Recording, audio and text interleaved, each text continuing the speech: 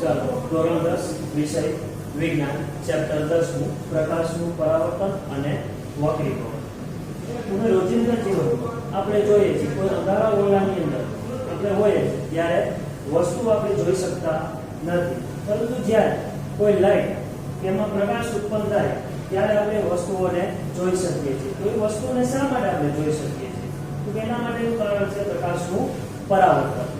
Okay, પરાવર્તનને કારણે કોઈ વસ્તુ પર પ્રકાશ આપાત થાય અને એના ઉપરથી પરાવર્તિત થાય ત્યારે આપણને એ વસ્તુ જોવા મળે છે. તો કે એ તો આ જોવાની વાત છે. બીજું તો કે બીજી કેટલીક કુદરતી ઘટનાઓ જોઈએ. તો કે 7 રંગોનું મેઘધનુષ્ય આપણે અવકાશની અંદર જોઈએ છીએ.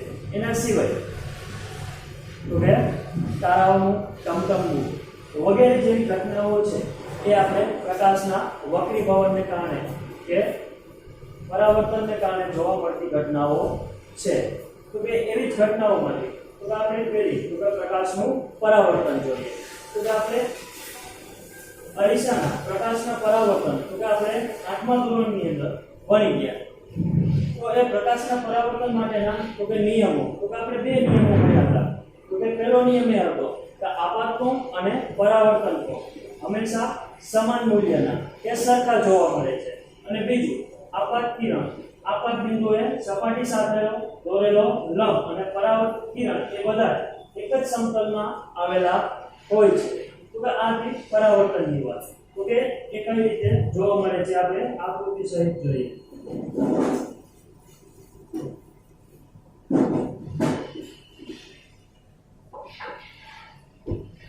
કોઈ સમતલ અરીસો છે.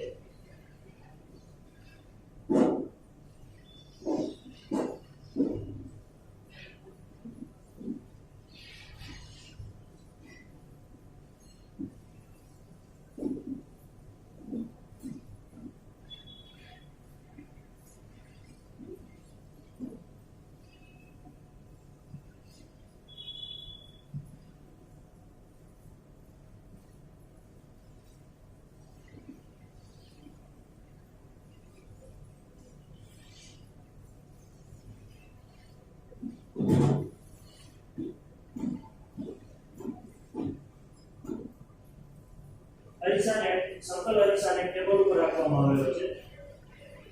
કોઈ પાતળું બીમ પ્રકાશનું એક પાતળું બીમ આપણે અરીસા ઉપર આપાત કરીએ તો આ કિરણ છે આપણું કયું થશે આપાત કિરણ. આપાત કિરણ અને અરીસા ઉપર જે બિંદુ પાસે એ ભટકાય છે એ બિંદુને આપણે નામ આપીશું આપાત બિંદુ.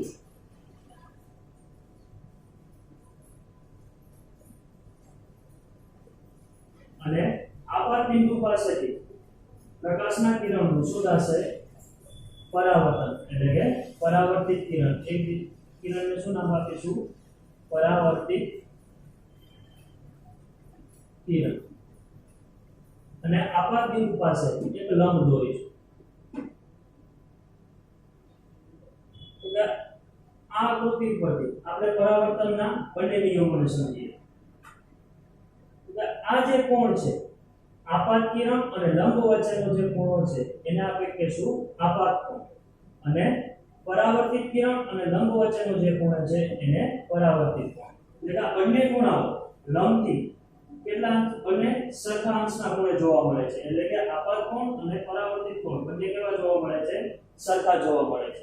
અને ત્યારબાદ બીજો નિયમ આપણે કીધું કે આપાત કિરણ આપાત બિંદુ પાસે દોરેલો લંબ અને પરાવર્તિત કિરણ બંને આ ત્રણે વસ્તુઓ છે એ આપણને કોઈ એક જ સમતલની અંદર એટલે કે એક જ ટેબલ ઉપર આપણે લીધી અલગ અલગ સમતલમાં જોવા મળતી નથી. હવે તો કે પ્રકાશનું કિરણ છે તો કે સીધી રેખામાં ગતિ કરે છે કે વાંકાચૂકી રીતના ગતિ કરે છે. તો કે એના માટે પ્રવૃત્તિ આપણે જોઈએ. તો એક નાનકડું કોઈ અંગારો ઓળો લો અને એની અંદર એક નાની તિરાડ અથવા તો કોઈ નાની બીમ પડે એવી લાઇટ દ્વારા આપણે જોશું તો પ્રકાશના કિરણનો માર્ગ તો સીધી લીટીમાં આપણને જોવા મળે છે. તો આના ઉપરથી આપણે કહી શકીએ કે પ્રકાશનું કિરણ છે એ સીધી રેખામાં ગતિ કરે છે. તો આ સમતલ અરીસાની વાત થઈ અને હવે આપણે ગોલીય અરીસાનો માહિતી હવે ગોલીય અરીસા તો કે ગોલીય સમતલ અરીસાની માહિતી તો આપણે મેળવી લીધી. હવે જોઈએ ગોલીય અરીસાઓ. તો કે ગોલીય અરીસા એટલે કે ગોળાકાર વળેલા હોય તો એવા અરીસાઓને આપણે ગોલીય અરીસા તરીકે ઓળખીશું. તો કે ગોલીય અરીસામાં તો કે બે પ્રકાર હોય છે, અંતર્ગોળ અરીસો અને બહિર્ગોળ અરીસો. તો કે અંતર્ગોળ અરીસો એટલે શું? તો કે આ અરીસાને ગોળાના ભાગ રૂપે ધારી લો કે અને સંપૂર્ણ રીતના આપણે સર્કલ તો કે ગોળો વિચારી લો અને એ ગોળાના કેન્દ્ર તરફ જે અરીસાની ચળકતી સપાટી હોય તેવા અરીસાને અંતર્ગોળ અરીસો કહેવામાં આવે છે અને જે અરીસાની કેન્દ્રથી બહારની બાજુ એટલે કે એનાથી વિપરીત દિશામાં ચળકતી સપાટી હોય એવા અરીસાને બહિર્ગોળ અરીસા તરીકે ઓળખવામાં આવે છે. તો અરીસાનો જે છાयांकित કરેલો ભાગ છે એ અરીસાના પાછળનો ભાગ છે એટલે કે એ સપાટી છાयांकित કરેલો ભાગ છે એ અરીસાની ચળકતી સપાટી નથી, એનાની વિપરીત દિશાની જે સપાટી છે એ ચળકતી સપાટી છે. ઓકે, હવે તમને ખ્યાલ આવ્યો હશે કે ચમચીનો જે અંદરનો ભાગ છે તો કે એ અંતર્ગોળ અરીસા તરીકે વર્તે છે અને બહારનો ભાગ છે એ બહિર્ગોળ અરીસા તરીકે વર્તે છે. હવે અરીસાની વધુ માહિતી મેળવીએ આગળ. ચાલો હવે ગોલીય અરીસાના થોડા હજી ભાગો વિશેની માહિતી મેળવીએ. તો કે ગોલીય અરીસો છે જેની વક્ર સપાટી છે તો વક્ર સપાટીના જે કેન્દ્ર છે એને ધ્રુવ તરીકે ઓળખવામાં આવે છે અને એને P વડે દર્શાવવામાં આવે છે, જે P સંજ્ઞા વડે ધ્રુવ દર્શાવવામાં આવે છે.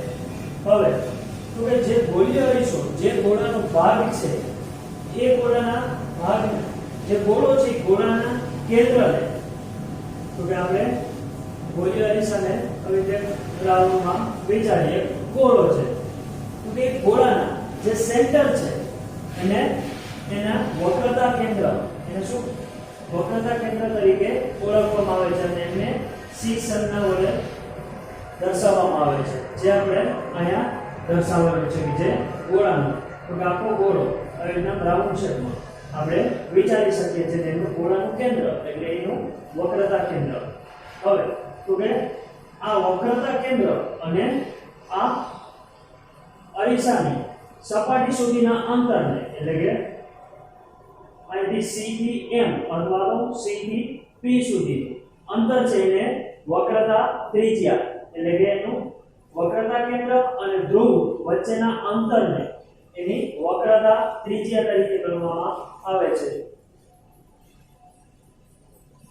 અને જે આ સીધી લાઈન આપણે જોઈએ કે જે C માંથી પસાર થઈ અને P સુધી હોય છે એટલે કે P ને લંબ છે, જ્યાં સીધી રેખા જોવા મળે છે P ને લંબ એને એની મુખ્ય અક્ષ અને શું કહેવામાં આવે છે મુખ્ય અક્ષ તરીકે ઓળખવામાં આવે છે. હવે તો અરીસા ઉપર આપણે અનંત અંતરેથી આવેલા એકબીજાને સમાંતર પ્રકાશના કિરણોને આપાત કરીએ છીએ.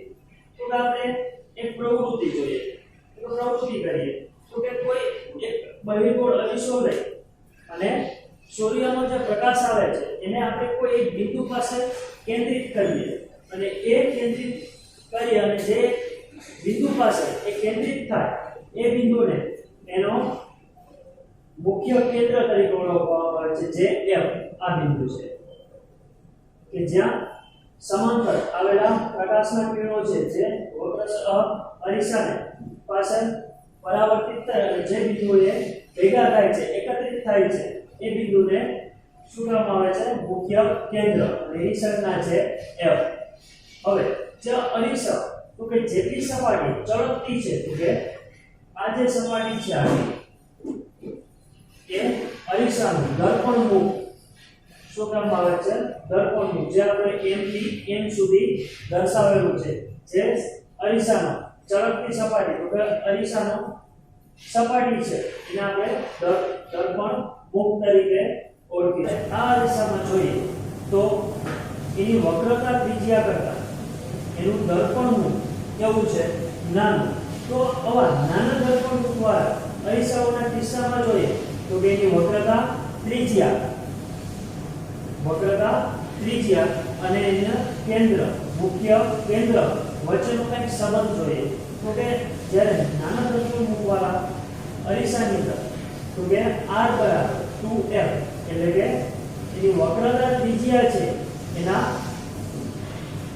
f તો કે p થી f સુધીના અંતર કરતા કેવું હોય છે અડધું હોય છે. તો કે એની વક્રતા ત્રિજ્યા છે એ 2 ગણી હોય છે. એટલે કે એને આપણે r બરાબર 2f વડે દર્શાવી શકીએ. એટલે કે આ જ્યારે r ની લંબાઈ 1 ગણીએ ત્યારે સોરી r ની લંબાઈ 2 ગણીએ ત્યારે f ની લંબાઈ કેટલી થશે f થશે. એટલે કે આ મુખ્ય કેન્દ્ર અને ધ્રુવ વચ્ચેનું અંતર એ આપણે સ્મોલ f વડે દર્શાવવામાં આવે છે. અને જ્યાં સ્મોલ f છે એ વક્રતા ત્રિજ્યા કરતા કેવો હોય છે અડધો હોય છે. તો ક્યારે નાના દર્પણ મુખવાળા અરીસાઓની અંદર જ આવું જોવા મળે છે. હવે આગળના પ્રતિબિંબોની ચર્ચા આપણે આગળના વિડિયોની અંદર કરીશું.